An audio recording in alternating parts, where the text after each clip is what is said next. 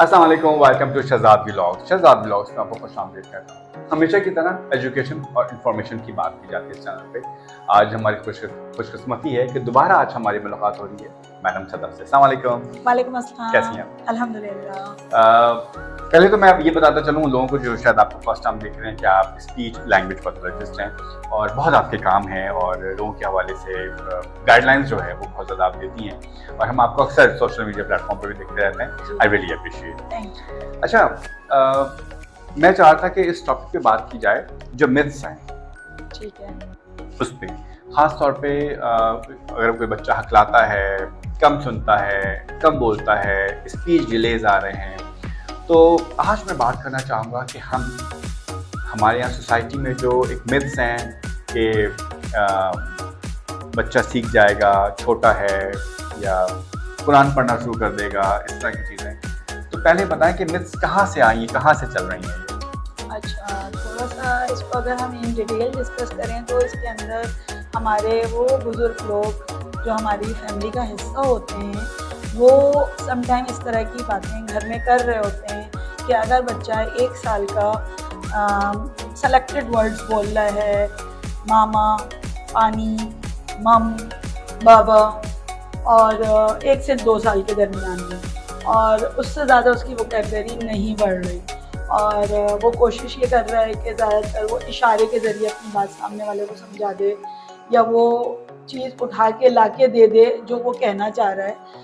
तो इस चीज़ में जो हमारे बुज़ुर्ग लोग हैं उनको अगर मतलब उनके सामने ये बात रखी जाए कि बच्चा हमारा डिले है या स्पीच उस तरीके से नहीं कर रहा जो एक नॉर्मल बच्चे करते हैं, तो बुज़ुर्ग हज़रात की तरफ से ये एक आंसर लोगों को सुनने में आता है कि इतना परेशान होने की बात नहीं है भाई, और वक्त के साथ साथ ये बोल देगा, और आपको ज़रूरत नहीं है कोई थेरेपीज़ करवाने की या आपको इस साइड पे रिहैब्स की साइड जाने की, और कुरान पढ़ लेगा तो तलफ़्फ़ुज़ आ जाएंगे, कुरान जब पढ़ना आएगा तो ऑटोमेटिकली बोलना भी आ जाएगा। तो ये वो सारे मिथ्स हैं जो कि आज के दौर में अभी भी बहुत सारे पेरेंट्स इन बातों को सोचते हुए अपने बच्चे की स्पीच के ऊपर फोकस ही नहीं कर पा रहे। उनको अभी तक यही नहीं अंदाज़ा हो रहा कि 2 साल के बच्चे के पास कितने वर्ड्स होने चाहिए, कितने वोकैबुलरी होने चाहिए कि 2 साल का बच्चा उसको बोले। हाँ, कितनी वोकैबुलरी होनी चाहिए। वो परेशान जब होते हैं जब 2 से 3 साल का पीरियड गुजर जाता है और उनको अचानक से ये होता है कि भाई ये हमारा बच्चा दूसरे बच्चों के मुकाबले में तो इतनी बात ही नहीं कर रहा, ये तो वर्ड्स यूज़ ही नहीं कर रहा, तो फिर वो परेशान होने लगते हैं और उनको ये होता है कि पता नहीं ऐसा क्या हो गया। तो इस तरह की सिचुएशंस को हैंडल करने के लिए पेरेंट्स के लिए बहुत ज़रूरी है कि वो अवेयर हों सबसे पहले, और ये पुराने जो मिथ्स हैं जो लोगों के बनाए हुए हैं इस पे मतलब इतना अपने कान धरने की ज़रूरत नहीं है। ठीक है, हमारे बुज़ुर्ग लोग कहते हैं, इसको मैं ये नहीं कहूँगी कि उनकी बात को डिनाई कर दें, लेकिन आपको अल्लाह ताला ने शऊर दिया है, आप एजुकेटेड हैं, आप अवेयरनेस तो कर सकते हैं, अपने आप को अवेयर तो कर सकते हैं उन चीज़ों से कि क्या वजह हो रही है। और या मैं आपको ये भी एक बात बताऊँगी कि 2020 कोविड का ज़माना, आफ्टर कोविड बहुत से ऐसे केसेस आए जो कि स्पीच डिले बच्चे हुए, बोले थे 2 साल के बाद बिल्कुल क्योंकि ही उनका एक सोशल कांटेक्ट खत्म हो गया था, सोशल घर वालों का और बच्चों का। जी, तो वो जो सोशली इंटरेक्शन घर के अंदर एक एनवायरनमेंट होता था, अब से कोई 10 साल पुरानी बात कर लें आप, तो एक फैमिली एनवायरनमेंट होता था, बच्चे और पेरेंट्स जो हैं वो आपस में कोऑर्डिनेशंस करते थे। अब अगर आप देखें तो हर बच्चे के पास एक अपना फ़ोन है, पेरेंट के पास अपना फ़ोन है, बच्चे सोशली इंटरेक्ट नहीं कर रहे, रिलेटिव्स में गेट टुगेदर्स उस तरीके की हैं नहीं, तो डेफिनेटली स्पीच डिले के इश्यूज हो रहे हैं। तो आप कहना ही चाह रही कि 2 साल का एक ऐसा अरसा है जिस दौरान हम ये देख सकते हैं कि डिलेज आ रहे हैं, और वही वाली बात है 2 साल के अंदर वोकैबुलरी उतनी वो कंट्री होनी चाहिए बच्चे के पास। जी, 2 साल का बच्चा कम अज़ कम 2-3 वर्ड सेंटेंसेस बोलने लग जाता है। अगर वो 2 साल तक भी मामा, बाबा, दे दो, मम, सिर्फ दादा, ये 4-5 जो अपने सराउंडिंग के लोग हैं उन्हीं के वर्ड्स यूज़ कर रहा है, या उसने अपनी कोई लैंग्वेज बनाई हुई, क्योंकि बहुत से बच्चे स्क्रीन की वजह से कार्टूनिस्ट लैंग्वेज भी बना देते हैं, तो वो अपनी एक लैंग्वेज में भी बोल रहे होते हैं, जैसे हम अपने स्पीच के अंदर जबरिश लैंग्वेज बोलते हैं, तो वो बच्चे जो होते हैं वो अपनी बात उस तरीके से नहीं कन्वे कर रहे होते जैसे कि नॉर्मली उन्हें करनी चाहिए।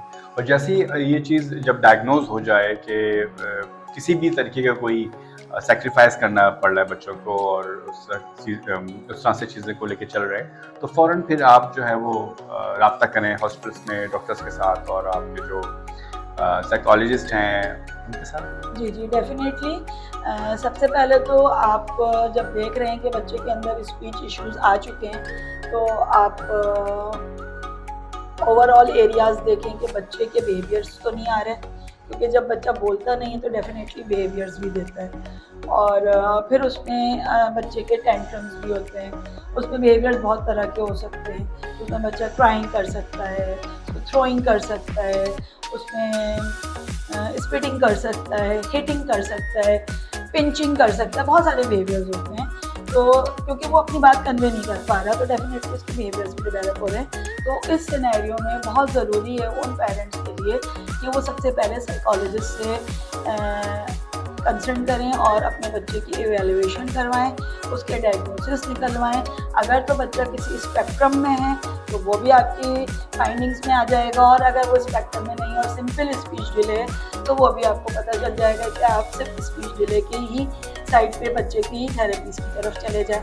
और अगर वो किसी स्पेक्ट्रम में तो डेफिनेटली वो रिकमेंडेशंस में occupational therapy, behaviour therapy, remedial therapy, speech therapy, सारे एरियाज डालेंगे, तो फिर आप रिहैब्स की तरफ चले जाएं। अच्छा, जैसे भी आपने कहा कि स्पीच थेरेपी की तरफ जाएं, रेमेडियल थेरेपी हो या बिहेवियर थेरेपी हो, मल्टीपल थेरेपीज़ हैं, तो इसके बाद मुझे सवाल होता है कहाँ जाएं, और कोई ऑथेंटिक है कोई ऐसा इदारा या एजुकेशन के हवाले से कि वो जो लोग वहाँ बैठे हुए वो रेलेवेंट एजुकेशन है?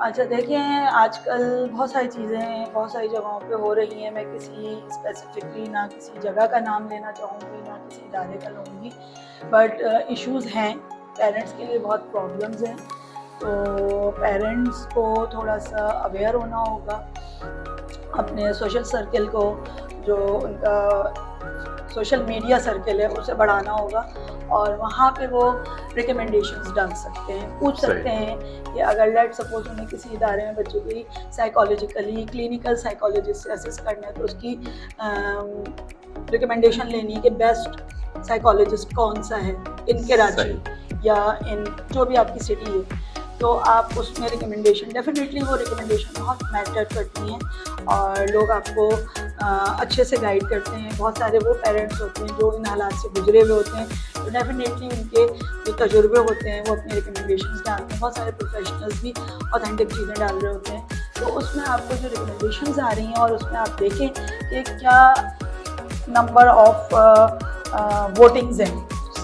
साइकोलॉजिस्ट अगर उन्हें अपनी डायग्नोसिस लेनी है तो बेस्ट साइकोलॉजिस्ट, क्लिनिकल साइकोलॉजिस्ट, जी क्लिनिकल साइकोलॉजी, क्योंकि साइकोलॉजिस्ट के अंदर भी बहुत सारे एरियाज हैं, तो हमने जो डायग्नोसिस निकलवाने हैं वो क्लिनिकल साइकोलॉजिस्ट से निकलवाने हैं। गवर्नमेंट के इंस्टीट्यूट्स हैं, बहुत अच्छे अच्छे हैं कराची के अंदर, और आप वहाँ जाएँ, वहाँ पे भी आप अपने बच्चे की इवैल्यूएशन करवा सकते हैं, और फिर उस इवैल्यूएशन की ही मदद से आपके पास जो रिकमेंडेशंस आ रही हैं, जो फाइंडिंग्स आ रही हैं, उसके अकॉर्डिंग फिर आप जितना टाइम आप जल्दी कर सकते हैं आप अपनी थेरेपिस्ट की साइड चले जाएं। सही, बहुत एक इम्पॉर्टेंट बात है, हम अवेयरनेस की और मोटिवेशन की बात कर रहे हैं, तो मुझे एक बहुत मोटिवेशन आपके अंदर नज़र आती है कि इतने एक शॉर्ट टाइम में, इतने शॉर्ट पीरियड में आप मल्टीपल चीज़ें कर रहे होते हैं, अपनी जिम्मेदारियां भी हैं घर की, और इंस्टीट्यूट भी है, आपका क्लिनिक भी है, तो मैं समझता हूँ कि आप एक वुमेंस के लिए बहुत ज़्यादा मोटिवेशन है, इसलिए मैं आपको